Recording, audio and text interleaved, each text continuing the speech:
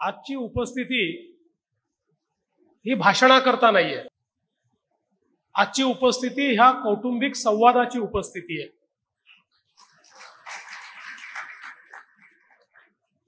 खरं म्हणजे अनुलोम म्हणून आपण समाजामध्ये एक सकारात्मक शक्ती उभी केली आहे। आपण सगळे लोक या भारत मातेकरता काम करतो आणि भारत मातेकरता काम करत असताना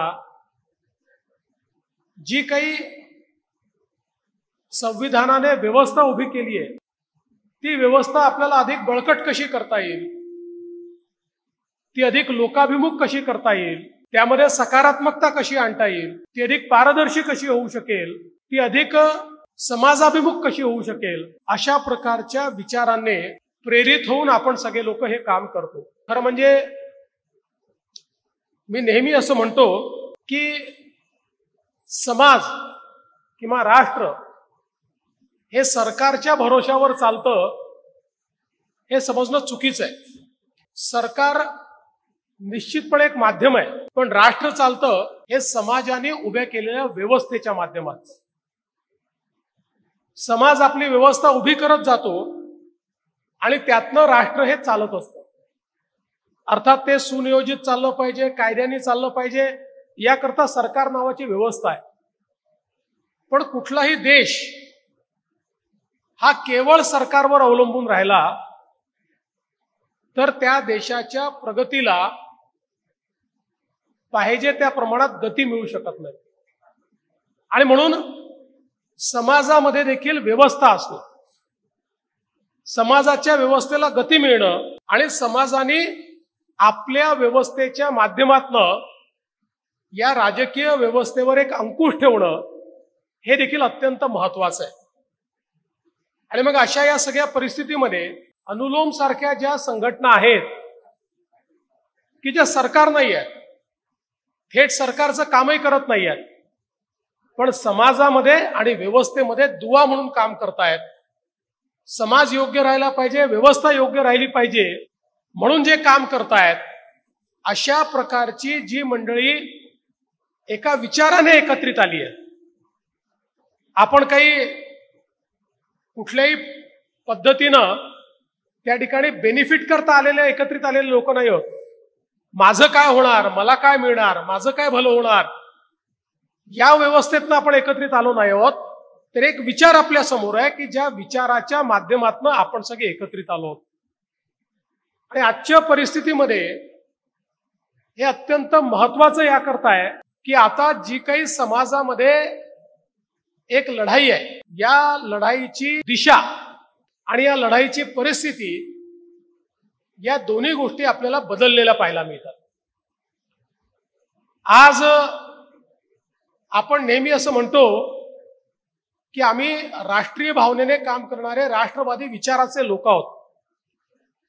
ही राष्ट्रवादी भावना का आवश्यक आहे, हा विचार काय आवश्यक आहे, याचं कारण आपण सगळ्यांनी हे समजून घेतलं पाहिजे की 2014 नंतर ज्यावेळी एक मोठी प्रगती आणि प्रगतीकडे झेप ही भारताने घेतली, आपण जगातली 5वी सगळ्यात मोठी अर्थव्यवस्था झालो, 25 कोटी लोक गरिबीतनं बाहेर आले, वेगवेगळ्या प्रकारे जगाच्या पाठीवर एक मजबूत देश म्हणून भारत स्थापित झाला, आपल्या सगळ्यांना यातनं आनंद आहे।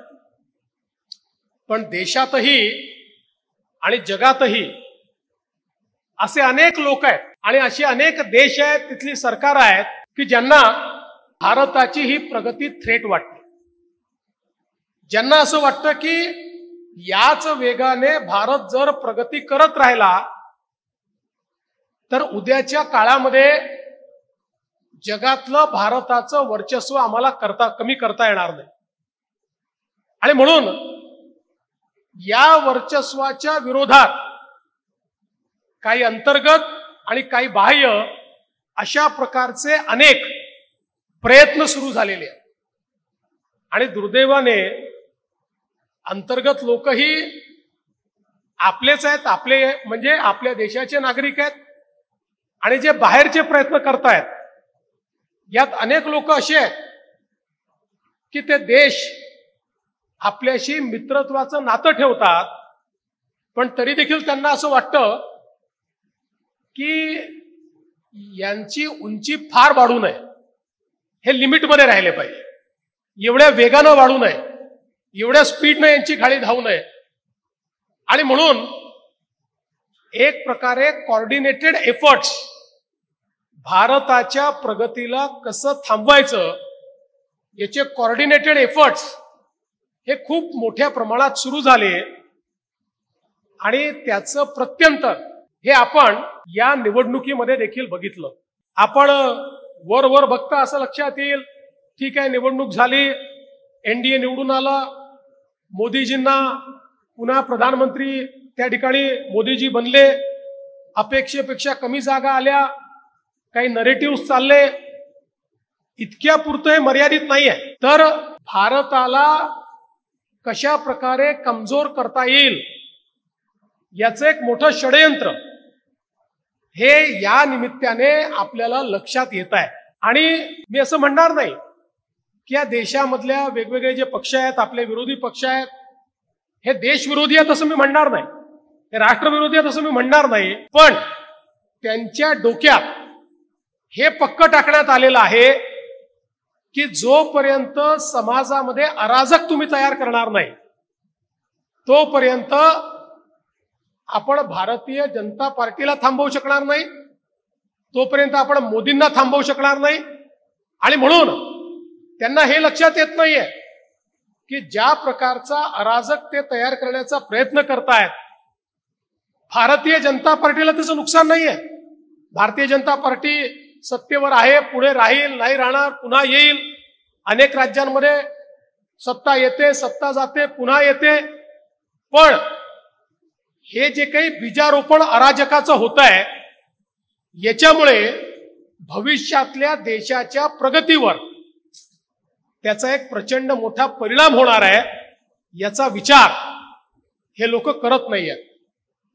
आणि या सगळ्यामध्ये तुम्ही जर लोकसभेची निवडणूक बघितली तर लोकसभेच्या निवडणुकीमध्ये काँग्रेस किंवा विरोधी पक्षाची ताकदच नव्हती आपल्याला रोखण्याची, त्यांची क्रेडिबिलिटी पण नव्हती. पण अराजकीय फोर्सेस तयार झाले, अराजकीय फोर्सेस, नॉन पॉलिटिकल फोर्सेस. आणि हे नॉन पॉलिटिकल फोर्सेस केवळ स्टेट स्पॉन्सर्ड नव्हते, केवळ पार्टी स्पॉन्सर्ड नव्हते, यातले अनेक नॉन पॉलिटिकल फोर्सेस हे आंतरराष्ट्रीय षडयंत्राचा भाग म्हणून या ठिकाणी तयार करण्यात आली होती. आणि त्याच्यामध्ये काम करणाऱ्या व्यक्तीला देखील माहित नव्हतं की मी नेमकं काय करतोय, याचा काय परिणाम आहे. त्याला काही देशाच्या विरुद्ध काम करायचं नव्हतं, पण त्यांना हे माहिती नव्हतं की आपण नेमकं काय करतोय. त्यामुळे ही जी काही 2024च्या लोकसभेच्या निवडणुकीमध्ये मोदीजींची लढाई झाली, ही इंडी आघाडीशी नाही झाली, महाविकास आघाडीशी नाही झाली, ही सगळी नॉन पॉलिटिकल फोर्सेसशी झाली की जे पूर्णपणे बाहेर राहून काम करत होते. आपण बघा, संविधानाचा नरेटिव्ह, हा नरेटिव्ह तर 2014ला देखील होता, परिणाम नाही झाला. हा नरेटिव्ह 2019लाही होता. 19लाही जर आपण राहुल गांधींचे काँग्रेसचे भाषण बघितले तर त्या भाषणात ते सांगायचे मोदी निवडून आले की संविधान बदलणार, मोदी निवडून आले की आरक्षण बंद होणार. पण 19लाही त्याचा परिणाम नाही झाला, पण 24ला मात्र त्याचा परिणाम झाला. आज आता आपण सगळे लोक जमिनीवर आहोत. आज ज्यावेळी आपण जमिनीवर दलित समाजामध्ये, आदिवासी समाजामध्ये जातो तर त्यांना एक रिअलायझेशन आहे की कुठेतरी चुकलंय किंवा आम्ही वाहत गेलो या नरेटिव्ह मध्ये. पण त्या नरेटिव्हनी डोक्याचा कब्जा तर केला. तो का केला? राहुल गांधींनी म्हटलेले लोकांच्या मनात येत नाही, पण हे जे नॉन पॉलिटिकल फोर्सेस तयार केले होते भारत जोडोच्या नावाने, भारत जोडो कुठलंही संघटन नाहीये, भारत जोडो हे नॉन पॉलिटिकल जेवढ्या संघटना आहेत, हे जे फोर्सेस तयार झालेले आहेत, ज्या फोर्सेसचा अजेंडा एकच आहे, देशामध्ये अराजक तयार करा. या अराजकाकरता एकत्रित केलेल्या फोर्सेसनी एका सुराने हे विषय त्या ठिकाणी मांडले. आणि ज्यावेळेस त्यांनी एका सुराने ते मांडले त्यावेळी ते इको व्हायला लागले. आणि मग ज्या व्यक्तीला विश्वासही नव्हता त्या व्यक्तीला कुठेतरी मनात हे वाटायला लागलं, हे खरं तर नसेल ना, खरं तर असं होणार नसेल, इतके लोक म्हणतायत, कदाचित असं तर होणार नाही ना. आणि मग त्या ठिकाणी एक मोठं पोलरायझेशन होताना आपण बघितलं. त्यामुळे आत्ताच्या परिस्थितीमध्ये ज्यावेळी जे राष्ट्रवादी किंवा राष्ट्रीय विचारांचे फोर्सेस आहेत यांच्याशी थेट मुकाबला आपल्याला करता येत नाही, हे लक्षात आल्यानंतर हे जे नवीन फोर्सेस तयार झालेले आहेत, हे फोर्सेस छुपा मुकाबला करण्याचा प्रयत्न करतायत. आणि मग छुपा मुकाबल्यामध्ये काय आहे? If you cannot convince people, confuse them. तुम्हाला ज्यांना कन्व्हिन्स करता येत नाही त्यांच्या डोक्यामध्ये किडा टाकून द्या, त्यांना कन्फ्यूज करून टाका. आणि सातत्याने त्या ठिकाणी अराजकता असेल, सातत्याने अशांतता असेल, सातत्याने समाजामध्ये अस्थिरता असेल, अशा प्रकारच्या विषयांचं बीजारोपण करणं चाललेलं आहे.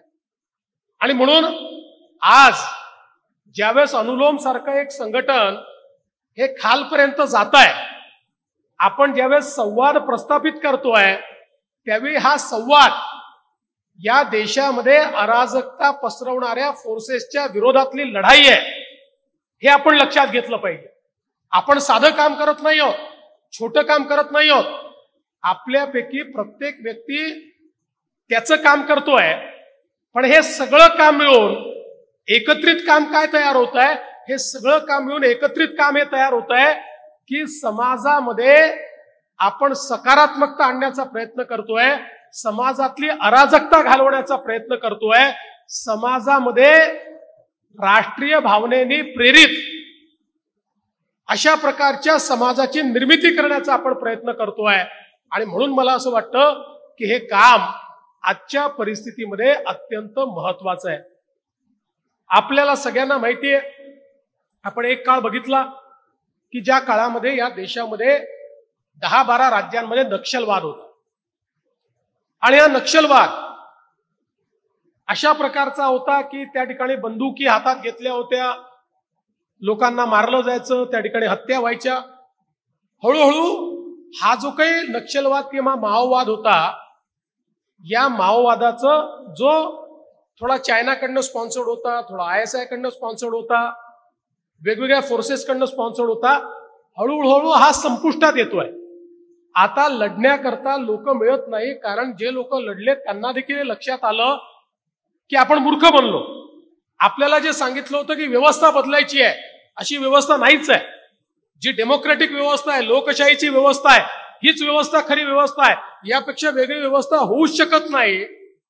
अशा प्रकारचं लक्षात आल्यानंतर आज आपण पाहतोय जवळजवळ बंदुकीने लढणारा नक्षलवाद हा समाप्त होतोय.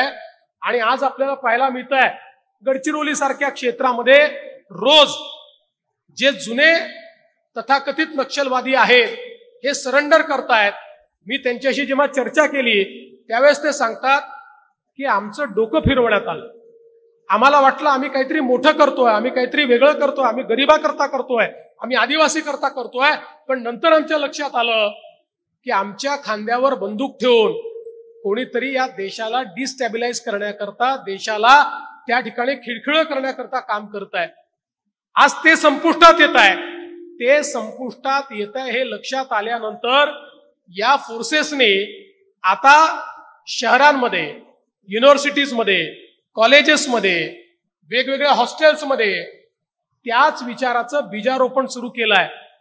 हातामध्ये बंदूक घेतलेल्या नक्षलवाद्याशी सामना करणं सोपं आहे, पण ज्याचं डोकं बिघडलंय, ज्याच्या डोक्यामध्ये टाकण्यात आलाय की भारताचं संविधान तुम्हाला न्याय देऊ शकत नाही, हे संविधान उलथवून टाकायचं आहे, ही सरकार उलथवून टाकायचं आहे, ही व्यवस्था उलथवून टाकायची आहे, अशा विचाराने प्रेरित होऊन जे लोक कामाला लागतात त्यांच्याशी मुकाबला करणं कठीण याकरता जातं, कारण दिसणारा शत्रू जो असतो त्याच्याशी आपल्याला मुकाबला करता येतो, पण अदृश्य शत्रूशी आपल्याला मुकाबला करता येत नाही.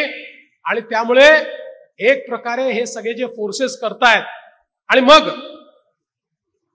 आताची लढाई त्यांनी जी सुरू केली आहे त्या लढाईमध्ये त्यांना हे माहिती आहे की एकत्रितपणे लढाई करता येत नाही, आणि म्हणून सेक्टोरल लढाई तयार करायची.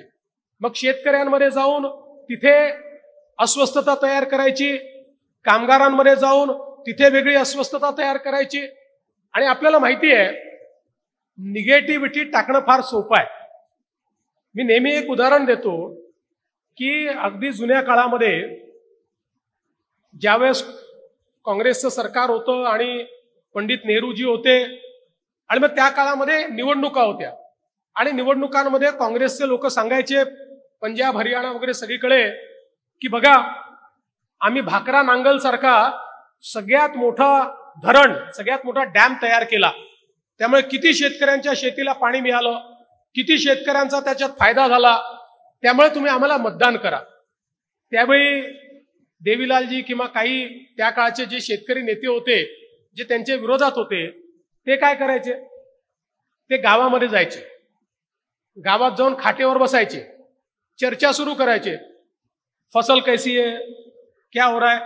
तर साधारण कुठल्याही दुकानदाराला तुम्ही विचारलं की धंदा कसा आहे, तो म्हणतो खराबच आहे, बहुत अच्छा नहीं चल रहा. शेतकऱ्याला विचारलं ते म्हणतात नाही काही फारच नाही है, ठीक ठाक है, बहुत अच्छी नहीं है. मग ते म्हणायचे तुमको पता है क्यों फसल अच्छी नहीं है. म्हणायचे नहीं, अरे ये लोगों ने क्या किया, ये जो भाकरा नांगल का डैम बनाया इसमें से पानी आपके पास आ रहा है. बड़े हाँ आ रहा है. उस पानी में से बिजली निकाल ली. अब जिस पानी में ऊर्जा ही नहीं है वो पानी आपके खेत में आएगा तो खेत का क्या होगा, आपका खेत जो उजड़ गया इसमें से बिजली निकल गई इसलिए आपका खेत उजड़ गया.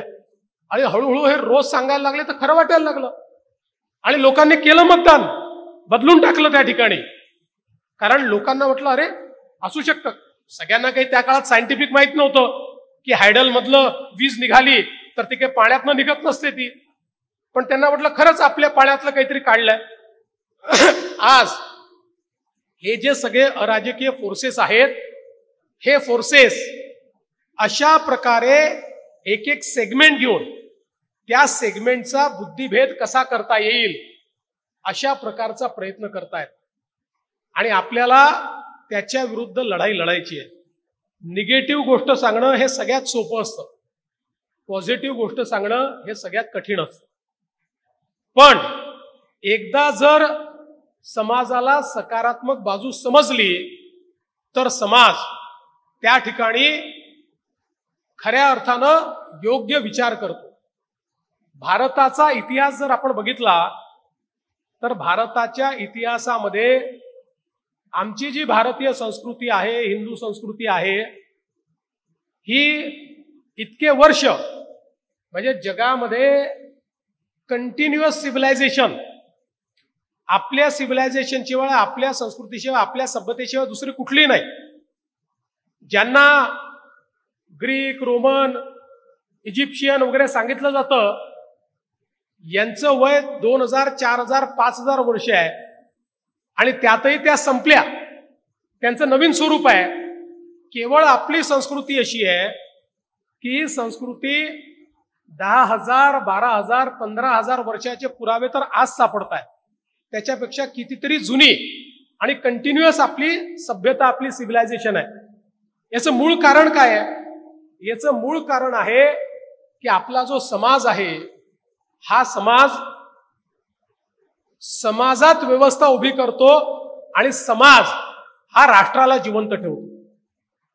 राष्ट्र समाजाला जिवंत ठेवत नाही, समाज राष्ट्राला जिवंत ठेवतो. हे आपल्या समाजामध्ये आपण बघितलं. आणि जेव्हा जेव्हा या देशामध्ये हिंदू समाज, भारतीय संस्कृती मानणारा समाज हा जेव्हा जेव्हा दुर्बल झाला त्या त्यावेळी आपण गुलामीत गेलेलो आपल्याला पाहायला मिळालंय. आपण बघा गेल्या 10,000 वर्षात जेव्हा आमचा समाज आणि आमची संस्कृती मजबूत होती त्यावेळी आम्ही परमोच्च शिखरावर गेलो.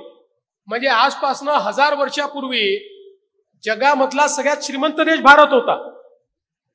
आजपासून 1000 वर्षापूर्वी जगामध्ये जो काही जगाचा जीडीपी होता त्याच्या 40% जीडीपी भारताचा होता.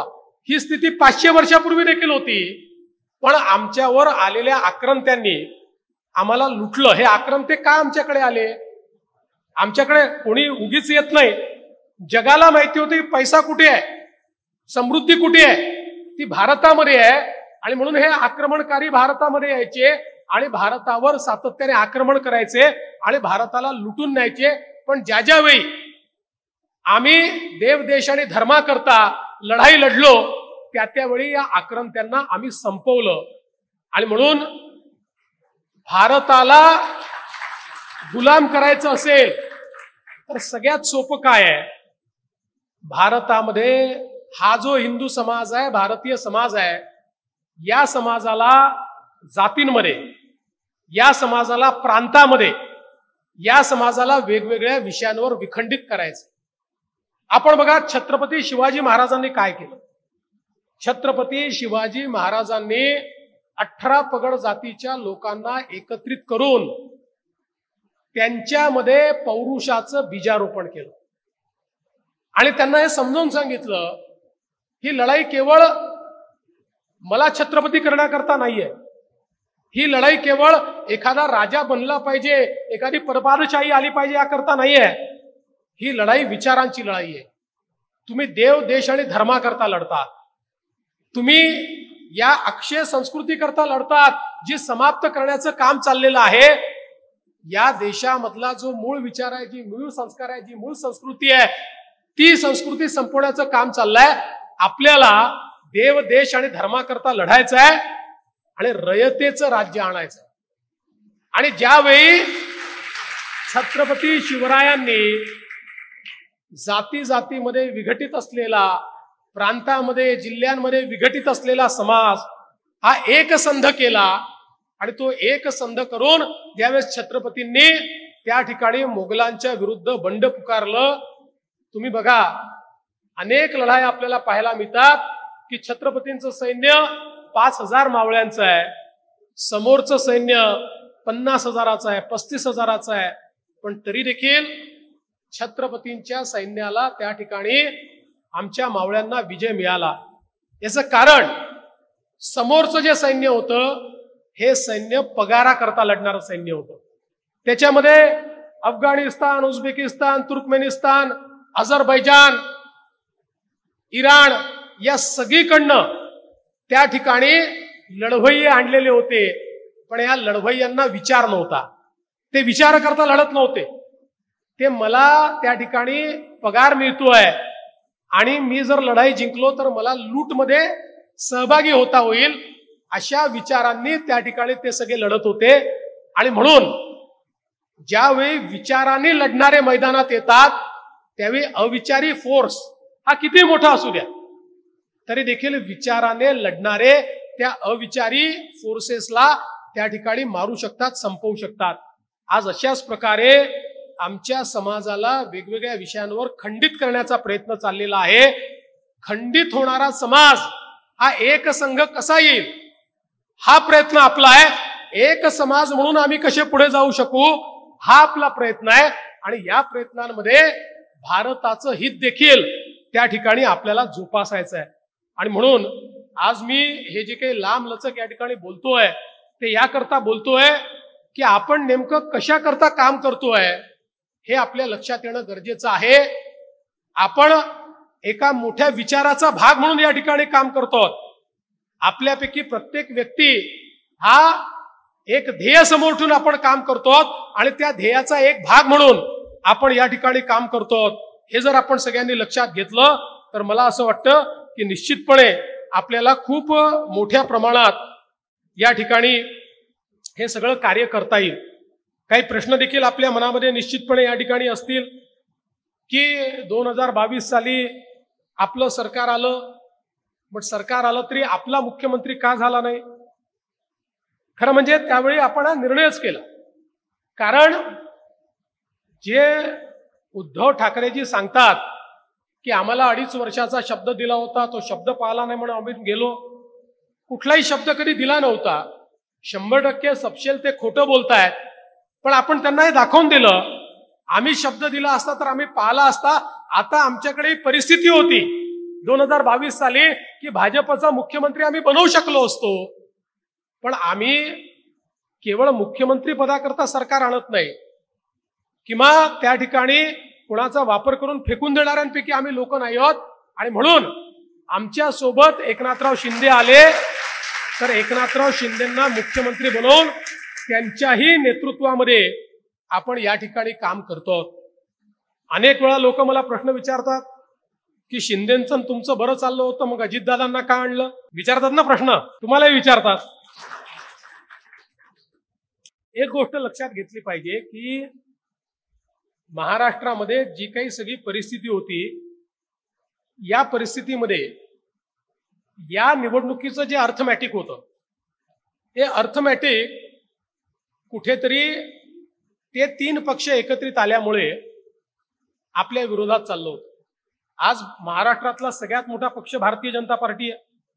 भारतीय जनता पार्टीजवळ स्वतःचे 30, 34, 35% मतं आहेत. पण निवडून येण्याकरता अजून 10%ची आवश्यकता आहे. आणि मग ही 10% मतांची जुळवणी, जसं आज आपण बघा या लोकसभेमध्ये महाविकास आघाडीला 43.9% मतं मिळाली, आपल्याला 43.6% मतं मिळाली. म्हणजे फक्त 0.3%, 0.3%. किंवा जर मतांचा विचार केला तर त्यांना 2,50,00,000 मतं आहेत, आपल्याला 2,48,00,000 मतं आहेत. म्हणजे उभ्या महाराष्ट्रामध्ये केवळ 2,00,000 मतं त्यांना जास्ती आहेत. पण त्याचा परिणाम काय आहे? त्यांना 37 जागा, त्यांना 31 जागा आहेत आणि आपल्याला 17 जागा आहेत. त्यामुळे कधी कधी आपल्याला राजकारणामध्ये अर्थमॅटिक देखील लावावं लागतं. हे अर्थमॅटिक, हे गणित जमवण्याकरता आपण त्यावेळेस हा विचार केला की अजितदादा येत आहेत तर आपण त्यांना घेतलं तर एक 5-6-7% मतं जर ते घेऊन आले तर आपण 45, 47, 48% पोहोचू. आणि मग आपल्याला त्या ठिकाणी एक क्लीन मेजॉरिटी ही मिळू शकेल. दुर्दैवाने वेगवेगळ्या फोर्सेसमुळे, वेगवेगळ्या अडचणींमुळे जी परिस्थिती तयार झाली त्यामुळे ते होऊ शकलं नाही. पण मला असं वाटतं की आज हे आपल्याला निश्चितपणे करता येणं शक्य आहे. आणि एक गोष्ट लक्षात ठेवा, पुढच्या निवडणुकीत काय होणार असं आपल्यापैकी सगळ्यांना वाटतं. एकच लक्ष आपण ठेवलं पाहिजे, भारतीय जनता पक्षाच्या 100च्या वर जागा गेल्या की भारतीय जनता पक्षाशिवाय कुठलंच सरकार बनू शकत नाही.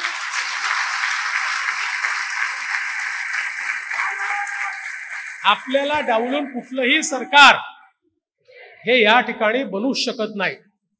आता मुख्यमंत्री कोण होणार, तो कुठल्या पक्षाचा होणार, या भानगडीत आज पडायचंच नाही. आपल्याकरता ते महत्वाचं नाहीच आहे. मुख्यमंत्री कोणी हो, आपला प्रश्न एवढाच आहे की आज ज्या फोर्सेस सोबत आपण लढाई करतोय त्या फोर्सेस सोबत लढाई करण्याकरता महाराष्ट्रामध्ये महायुतीचं सरकार असणं हे अत्यंत महत्वाचं आहे.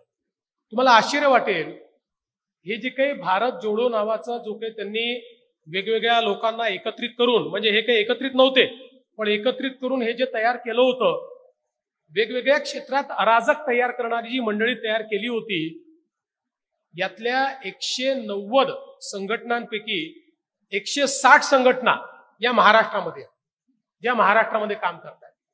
त्यामुळे महाराष्ट्रातली लढाई ही किती क्रिटिकल आहे.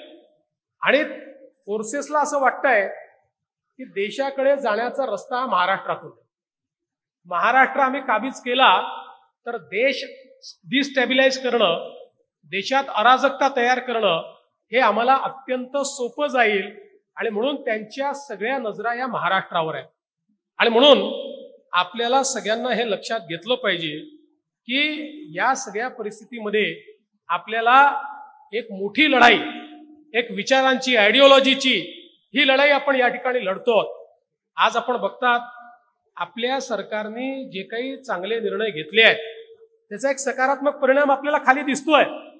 लाडकी बहीणसारखी जी आपली योजना आहे, आज आपल्या बहिणींमध्ये खूप मोठ्या प्रमाणात त्या संदर्भात एक सकारात्मकता आपल्याला दिसते आहे। मुलींकरता मोफत शिक्षणाची योजना आपण केलेली आहे। एसटी मध्ये अर्ध्या पैशामध्ये त्यांना त्या ठिकाणी जाता येईल अशा प्रकारची व्यवस्था आपण केलेली आहे। आपल्या मुलांकरता 10,000 रुपयांपर्यंत अप्रेंटिसची व्यवस्था आपण केलेली आहे। शेतकऱ्यांकरता आपण त्या ठिकाणी वीज बिल माफीची योजना केली आहे। समाजातल्या प्रत्येक घटकाला ऍड्रेस करणाऱ्या योजना आपण तयार केल्या आहेत, पण त्यांच्यापर्यंत पोचावं लागेल। आणि मोदीजींनी एक महत्वाचा संदेश दिलाय की या देशामध्ये आपल्याला जर 2047चा विकसित भारत बघायचा असेल तर समाजाच्या मुख्य धारेत आणि अर्थव्यवस्थेच्या मुख्य धारेत आपल्याला महिलांना आणावं लागेल। महिलांना मुख्य धारेमध्ये आणल्याशिवाय भारत प्रगती करू शकणार नाही। आणि म्हणूनच आपणही देशात आणि राज्यात महिला केंद्रित सगळी धोरणं हातामध्ये घेतली आहेत। त्यामुळे माझी अपेक्षा आहे आमच्या ज्या संवादिनी आहेत, आमच्या ज्या महिला सगळ्या अनुलोमच्या कार्यकर्त्या आहेत, त्यांनी एक मिशन म्हणून हातात घेतलं पाहिजे। आणि हे मिशन घेऊन तुम्ही जेवढ्या जास्तीत जास्त महिलांपर्यंत जाल, आज महिलांमध्ये एक सकारात्मकता आपल्याबद्दल आहे। महिलांच्या लक्षात येत आहे की आपल्या जीवनामध्ये सकारात्मक परिवर्तन कोणी करू शकत असेल तर भारतीय जनता पार्टी आणि महायुतीच करू शकते, अशा प्रकारचा विश्वास हा महिलांच्या मनामध्ये तयार झालेला आहे। त्या विश्वासाला आपल्याला कशा प्रकारे मजबूत करता येईल आणि मतपेटीकडे नेता येईल हा प्रयत्न आपण केला पाहिजे। यासोबत जो वंचित समाज आहे, जो प्रगतिशील समाज आहे, आज खऱ्या अर्थानं आपण वंचित आणि प्रगतिशील समाजाशी जेवढा अधिक संपर्क करू तेवढा आपल्याला सकारात्मक परिणाम या ठिकाणी मिळणार आहे। आणि म्हणून अतिशय चांगली व्यवस्था आपण त्याची उभी केली आहे। पण हा एक डायलॉग सातत्याने राहिला पाहिजे। हा डायलॉग सगळ्यात महत्वाचा आहे। आणि हाच समाज आहे की जो समाज केवळ राजकीय व्यवस्था बदलू शकत नाही, तर त्यासोबत या समाजाला मुख्य धारेत आणल्यामुळे प्रगतिशील महाराष्ट्र आणि प्रगतिशील भारत हे स्वप्न आपण पूर्ण करू शकतो। आणि म्हणून तिथपर्यंत पोचणं हे देखील मला असं वाटतं अत्यंत महत्वाचं आहे। आणि म्हणून मी तुम्हाला सगळ्यांना एवढीच विनंती करतो, हा विजयाचा संगम आहे आणि विजयाच्या संगमातनं विजयाचा संकल्प घेऊन जायचा आहे। एकदा विजयाचा संकल्प घेऊन आपण जर मैदानात उतरलो तर मला असं वाटतं की अनुलोम हा इतका सकारात्मक फोर्स आहे की हा फोर्स उभ्या महाराष्ट्रामध्ये एक मोठा परिणाम त्या ठिकाणी करू शकतो। खरं म्हणजे अनुलोमने सगळ्यात मोठं काम काय केलंय? आजकाल महाराष्ट्रात आणि देशामध्ये जे फारसं काही करतही नाहीत ते सगळे मीडियात गवगवा करताना आपल्याला दिसतात, ते जमिनीवर नसतात। अनुलोमची खासियत ही आहे, अनुलोम मीडियात दिसणार नाही, तो जमिनीवर दिसतो।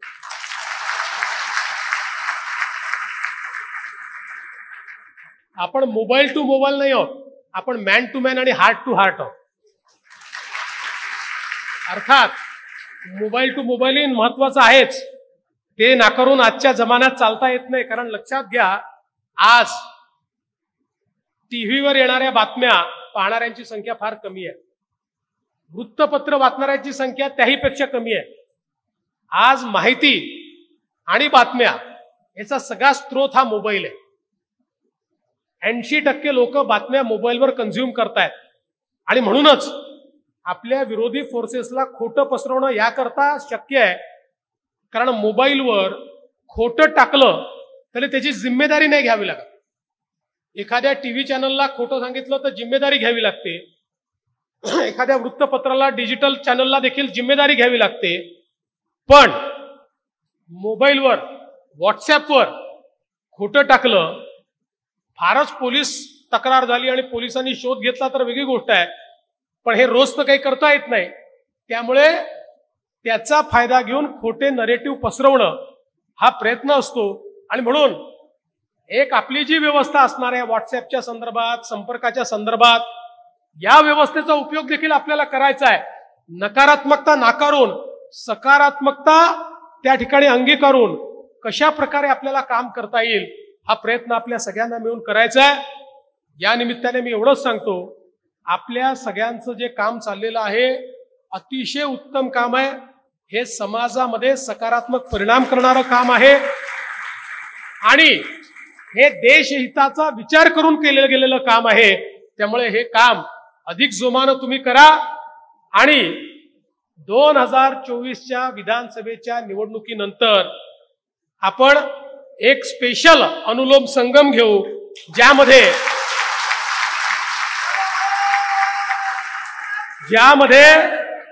तुमच्या प्रयत्नातून मिळालेला विजय आपण साजरा करू.